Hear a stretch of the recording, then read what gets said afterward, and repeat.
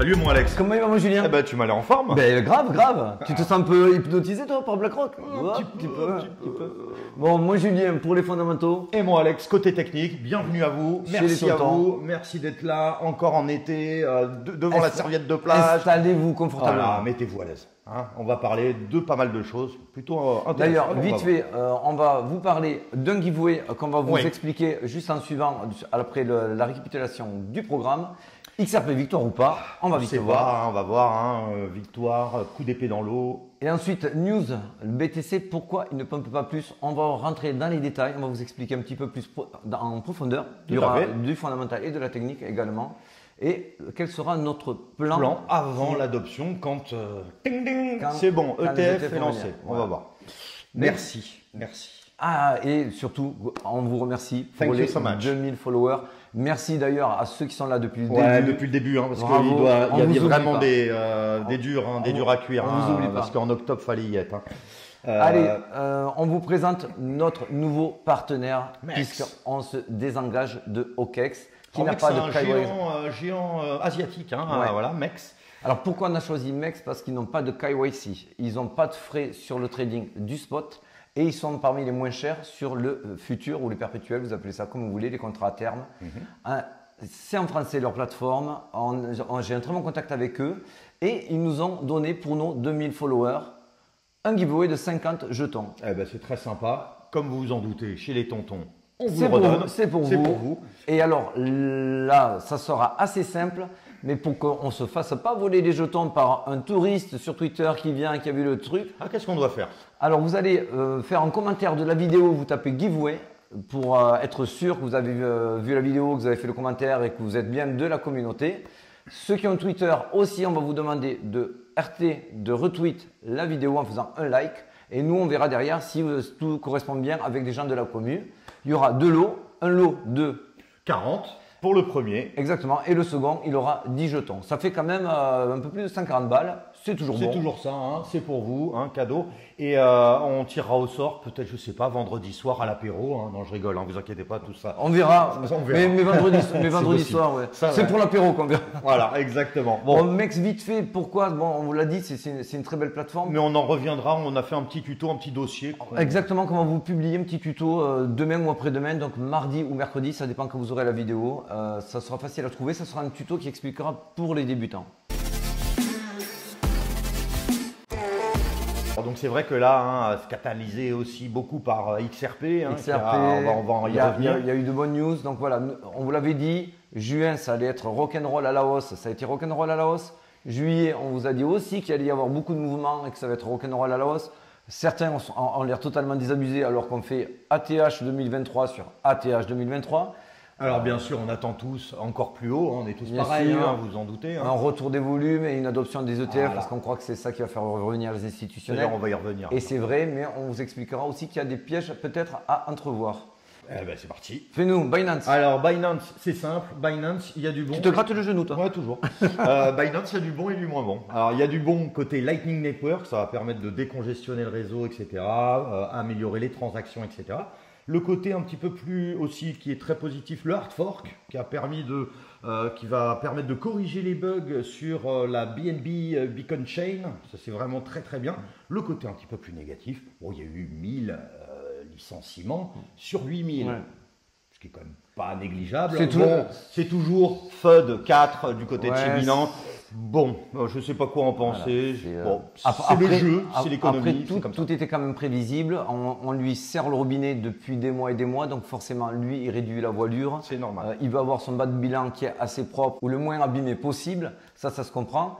Là où je voulais te faire réagir, c'est on avait donné pile, je crois que c'était le 1er juillet sur Twitter, sur justement les coins qui allaient certainement pumper dans les jours, voire semaines à venir. Et je lui avais donné comme coin. Coinbase. Voilà, Coinbase, puisque les ETF allaient être adossés derrière, backés derrière. Bon, mais on l'a donné, j'ai vérifié, il était à 71, quelque chose. Là, aujourd'hui, il est entre 105 et 110. Donc, un petit 50%, ça, c'est Ouais, et c'est cadeau des clair. papas. Et là, bravo, parce que même Cathy Wood de chez Ark Invest, là, dit je débague un petit peu mes coins parce que j'ai gagné un petit peu d'argent. Je vous défie Donc, de voilà. trouver quelqu'un qui vous avait donné Coinbase en début juillet. Tout le monde vous disait l'inverse. Bon, allez, je me suis fait plaisir, ça suffit, on passe à autre chose. BlackRock avec monsieur Larry Fink. Ah, Larry Fink, alors lui, maintenant, t'as l'impression qu'il a vu Jésus ou voilà Dieu. Il dit c'est la numérisation de l'or, voilà le Bitcoin. Mais c'est un VRP professionnel du là, Bitcoin. vraiment, hein, on avait Michael Saylor à un moment, là maintenant on a Larry Fink. Voilà. Donc grosso modo, lui il est parti, il va loin, hein. Tokenisation d'actifs, il va il voit en gros la crypto-monnaie prendre une place énorme dans l'économie en général. Il en parle là où c'est le plus étonnant et surprenant, il en parle comme s'il était déjà sûr que les ETF allaient être acceptés. Oui. Et comme si non plus il n'y aurait pas d'incidence négative de XRP face à la SEC. Donc c'est assez. Voilà. Comme s'il était sûr de lui en disant qui pourrait m'obstruer le passage. Voilà. Qui? Personne. Bon. Peut-être qu'il c'est des choses que nous on ne sait pas. Ce qui est possible. Comme c'est bizarre. XRP, on vous en parle. Alors, on a entendu tout et son contraire. Certains en reprochent d'avoir crié victoire trop vite. Alors, ils ont gagné une bataille et pour moi, ils ont gagné la bataille essentielle. Le reste, je ne vais pas être méchant, mais je m'en foutais un peu. Oui, qu'il y ait des petits ajustements sous la table, moi, etc. je voulais savoir si XRP allait être déclaré sécurité. Il a été déclaré commodities à 90%. Il y a juste une petite partie, un petit peu de 10% qui est un petit peu opaque, on va dire. Mais ça va se régler entre le patron et la SEC. On oublie. C'est souvent après des gros chèques qui sont faits par derrière pour éviter des procès qui durent vraiment trop longtemps. Donc là, nous, on veut l'essentiel, on l'a eu. Voilà. C'est juste le côté un peu opaque, c'est qu'il y a une vente OTC de plus de 728 millions de dollars. En gros, de la main à la main. Ça ne plaît pas vraiment à la SEC. Exactement. Va y revenir. Donc mais bon. Aujourd'hui, dans les faits, c'est positif. Et donc, tout le monde disait, mais pourquoi ça n'a pas pumpé autant XRP? Alors, on va être clair. Donc, il y a 3 raisons fondamentales pour lesquelles XRP n'a pas monté autant. D'abord, premièrement, ça a été pricé depuis très longtemps. Même nous, on vous en a parlé que la plus grande probabilité, c'est qu'il y ait une victoire partagée, que chacun tire à la couverture de son côté. Et que XRP s'en sort bien, mais ça n'allait pas être une victoire totale. Ça, on l'avait vu, ça avait même été pricé à 80%. Donc, les pros, eux, c'est déjà fait. C'est déjà fait. C'est complètement dans ce qu'ils avaient prévu. Et d'ailleurs, je vous le montre, qu'ils n'ont pas bougé. Là, vous voyez là, en bleu, au milieu de l'écran, c'est les maxi whales. C'est les big whales. Là, gros, c'est au-delà de 10 millions. Donc là, je vous le montre. On voit très bien que quand il y a eu l'annonce que XRP n'était pas une sécurité, on voit que les big whales n'ont absolument pas bougé, alors que les retails, eux, en orange en bas, se sont excités un petit peu dans tous les sens. Voilà. Pourquoi ça n'a pas non plus pumpé exagérément? On est post-bear market, donc les gens sont un petit peu effrayés, sont assez prudents. Et il reste plus que 3 pelés et un tondu sur les exchanges. Donc, vous divisez ça par 2 parce que là, il y en a une moitié qui est déjà dans les paillotes en train de boire du rosé, avec maman et les gamins qui poussent derrière. Vous étonnez pas quand même, ça allait pas aller to the moon. Voilà, c'était pas le bon moment pour que ça aille to the moon. Et pour que ça aille to the moon, il faut que ce soit poussé par les institutionnels. Et pour le moment, on voit toujours qu'il n'y a pas de volume, etc. On ne va pas le revenir. Voilà, on ne va pas vous refaire la sauce. Donc, oui, c'est très positif. Ça va donner du souffle, du jus, même à la crypto-monnaie. De la jurisprudence pour les jetons qui avaient été pointés du doigt par la SEC. Et en tout cas, c'est très positif pour la suite. Et la suite, on vous la donne tout de suite avec le Bitcoin. C'est parti. C'est maintenant. Alors oui.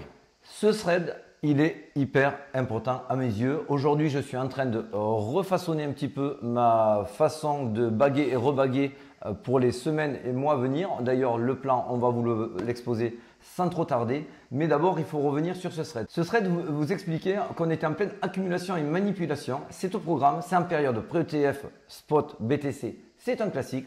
Pourquoi c'est un classique et pourquoi on l'a identifié comme la phase 1? C'est très simple. Regardez, quand on prend l'exemple de l'ETF Gold qui s'appelait le SPDR Gold Share, on voit le jour de son introduction que ça chute légèrement, mais surtout que ça monte. Tout le monde s'est arrêté sur le fait que ça monte. Donc on s'est dit, dès qu'il va y avoir l'approbation, ça va monter. Alors qu'il faut toujours jamais oublier, buy the rumor, sell the news. Mais surtout, c'est qu'il faut zoomer. Tout le monde a oublié un petit peu de zoomer quand même. Alors si on zoome, on est dans la phase 1, c'est-à-dire la phase 1, c'est pré-adoption des ETF. On voit que sur la période où ils ont annoncé l'ETF et la période sur laquelle il a été accepté, on a eu On a eu 6-8 mois. Alors attention, c'était sur du gold. Aujourd'hui, je pense très sincèrement que ça va aller beaucoup plus vite. En tout cas, ce qu'on voit sur cette phase-là, qu'il y a une phase d'accumulation qui n'est pas violente, avec des pump and down, des pump and down, des pump and down. C'est à peu près ce qu'on est en train d'avoir depuis des semaines. Des pump and down, des pump and down. Toujours un peu plus haut et toujours un peu moins bas. On vous le montrera tout à l'heure. Malgré ce qu'on dit, on est sur des phases haussières avec des hauts toujours plus hauts et des creux également plus hauts. En revanche, alors là, voilà, imaginez-vous, demain, vous entendez, c'est bon, ETF, BlackRock, c'est accepté. Qu'est-ce qu'on fait? Eh bien, en tout cas, on essaye de s'inspirer sur le passé. Sur le passé, on voit que sur ces périodes-là où tout le monde pense que ça va être to the moon, et c'est un petit peu la sell the news, on voit qu'en fait, c'est à ce moment-là qu'ils vont accumuler encore plus. Donc, ils vont dumper le jeton. Au bout de quoi? 2 semaines? On peut, garder un petit trimestre sur ce genre d'action-là. Enfin, je veux dire, le top, on va dire le top, il est au bout de 2 semaines et après, c'est au bout du trimestre potentiellement qu'on peut avoir un petit retracement. Oui, pour résumer, à partir de l'approbation, ça va aller plus vite en crypto. Il y aura, je pense, quelques journées d'euphorie avant qu'il y ait un dump derrière. Les journées d'euphorie, il ne faudra pas les compter en plus qu'en semaine, mais ça, on est dans de la spéculation. Oui, c'est de la spéculation. Et certainement qu'il y aura un dump derrière de plusieurs semaines également, bien plus long. Et ça, c'est aussi de la spéculation. Et alors, le dump, généralement, là, on est sur quoi? Je crois que c'est du… On a 10 mois de phase 2, 10 mois d'accumulation. Moins 10%, moins 15%. Alors, en crypto, on peut voir quoi? Là, on était sur du 10% sur du Nasdaq, donc ça peut aller certainement aux alentours de 20%. Voilà, là on est sur le plan des tontons, on ne vous dit pas que c'est ce qui va se passer, mais on vous explique ce que nous on va faire, en tout cas moi particulièrement. Donc là, dès qu'il y aura approbation, pour moi, je vais très certainement débaguer la moitié pour rebaguer de moitié quelques semaines plus tard entre 15 et moins 20%. Ce qui est plutôt judicieux, en effet, en voyant ça et avec l'expérience aussi qu'on a pu avoir par le passé. Moi qui suis plus investisseur, je ne vais pas forcément le faire de cette manière. Je vais peut-être un petit peu attendre, etc. Non pas parce qu'on peut se faire piéger. Ça c'est important. Si vous êtes holder, vous ne cassez pas la tête. Voilà, plutôt parce que cette phase d'accumulation va être moins d'une année. Ça arrivera peut-être au halving, donc tout le monde va rester au chaud jusqu'au halving. Là en tout cas, moi je sais que je prends cette partie-là de trading où je débague d'une moitié. Pourquoi je pense aussi, alors là attention, spoiler alert, c'est de la spéculation, ça sort de mon petit cerveau malade, désolé. Pourquoi je pense qu'une fois que les ETF seront adoptés, il va y avoir un dump quelques jours plus tard?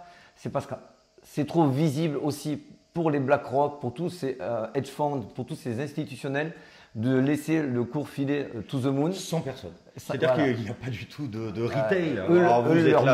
Leur but, ça va être d'accumuler le maximum de jetons sans faire exploser le prix. Pour cela, ils seront obligés de vous dumper dans la gueule. Désolé, mais ils vous mettront des jetons en face. Mais qui vend du Bitcoin? Ah, c'est encore le gouvernement. Mais voilà, pour qu'en fait, ils puissent accumuler, ils ne peuvent pas tout acheter sur le spot, sinon le prix s'envolerait. Et ce n'est pas leur but aujourd'hui, parce que si le prix s'envole et qu'il n'y a personne pour distribuer derrière, ils ne pourront le faire que quand il y aura de l'adoption de masse qui viendra et ils nous vendront les jetons pour les nouveaux entrants. Aujourd'hui, ce n'est pas le cas, donc ils sont obligés d'en acheter un petit peu sur le spot, mais vous avez compris, pas tout. Le pas tout, pour moi, est-ce qu'il va aller le chercher ailleurs? Oui, j'en ai parlé un petit peu avec Philippe, coucou Philippe d'ailleurs, je pense que c'est possible, je dis bien spéculation, donc venez pas me taper dessus, on est dans la spéculation. Pour moi, c'est possible qu'ils en rachètent OTC. OTC, c'est donc over the counter, c'est hors du marché. Voilà. Hors du spot pour ne pas faire augmenter le tarif, le cours du Bitcoin. Donc d'en racheter par exemple à la SEC pour l'affaire Silk Road. Pour l'affaire Silk Road, Mongox et tous les gros portefeuilles qui voudraient débaguer. Mais aussi, et c'est là où c'est peut-être, ça donne un écho, ça donne une résonance, pourquoi ils sont tous excités et affolés sur les fermes de mining. On a vu Fidelity, Vanguard, on a vu même BlackRock, ça c'était à fin décembre, avec Mara, Riot, et ils ont investi énormément dans le mining. Le mining, oui, bon, super, ils croient dans le Bitcoin, ils veulent sécuriser leur propre investissement en investissant au travers. Je le crois, pas de souci. Mais que fait une ferme de mining quand elle travaille bien? Ah ben, elle vend. Elle accumule du Bitcoin et elle le vend. Aujourd'hui, s'ils ont besoin de faire dumper le prix à discrétion sans qu'on voit des alertes sur des wallets, ils auront un levier énorme en actionnant leur société de mining voilà. pour vendre du Bitcoin là aussi à discrétion, faire dumper le prix et pouvoir le racheter une fois qu'il sera bien cassé la figure. Je vous dis, c'est aujourd'hui une possibilité. En effet. Attention, qu'on soit clair, on est euphorique. Qu'on soit clair, le marché est haussier. Ah oui.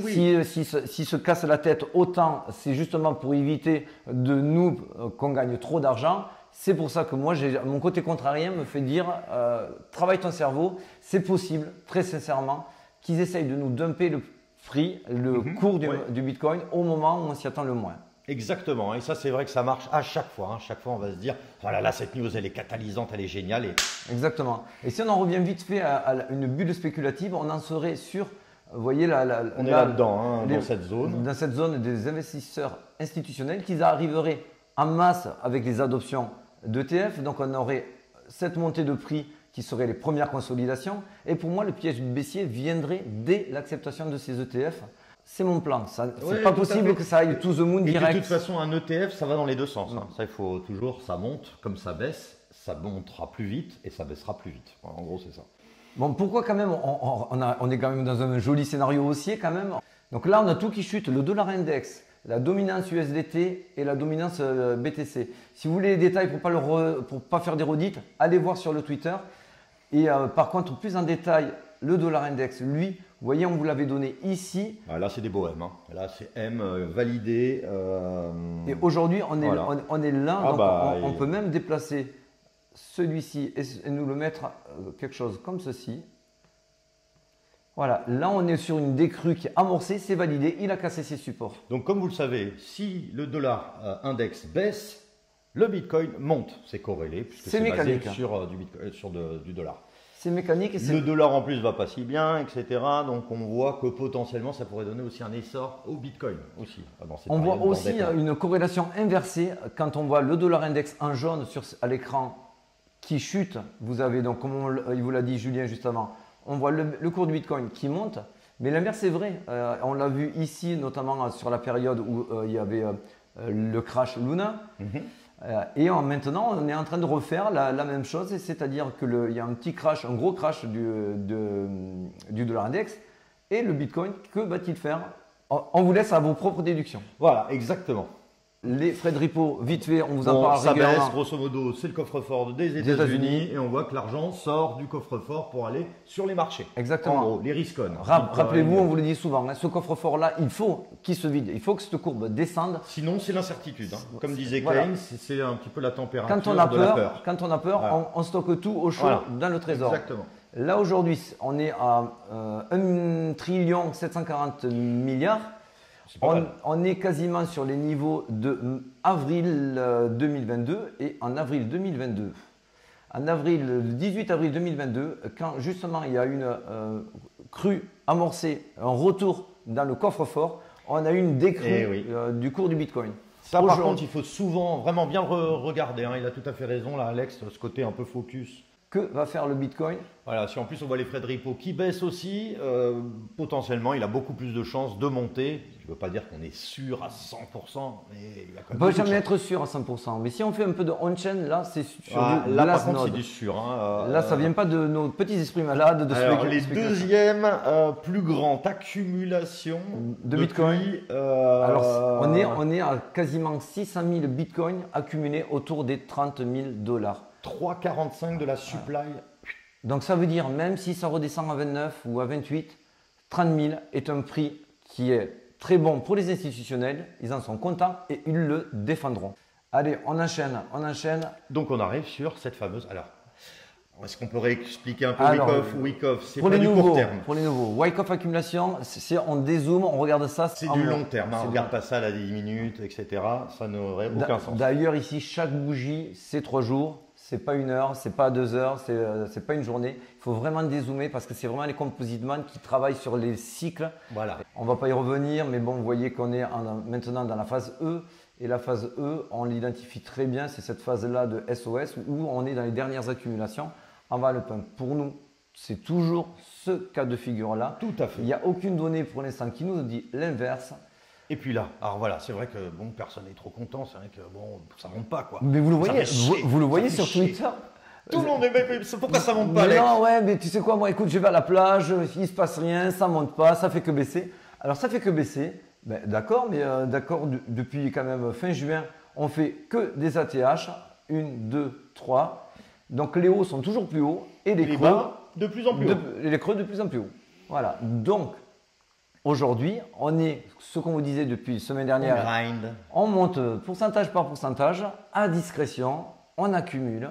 Alors attention, hein, ça ne veut pas dire qu'on n'est Il pas faut- capable de Ouais, mécher, bien sûr. aller dans la zone de imbalance. Et désolé parce que j'ai souvent dit imbalance en voulant aller trop vite et je n'ai plus fait gaffe que c'était imbalance le terme. Merci José d'ailleurs au passage.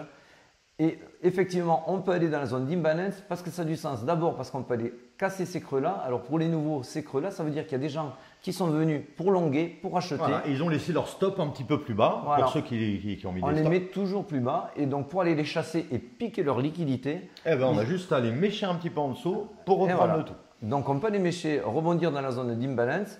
Il y a un trou dans la value, ça veut dire qu'il y a très peu de volumes qui ont été négociés sur cette zone-là et repartir. C'est absolument probable, il n'y aura rien de grave à cela. Ça peut être sain parce que ça enlèvera aussi des effets de levier. Tout à fait.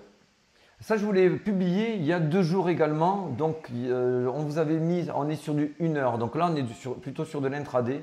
On vous avait dit recherche de liquidité au sud avant de repartir au nord. Au nord, on a également une autre zone d'imbalance et on a aussi un trou dans la value à aller chercher.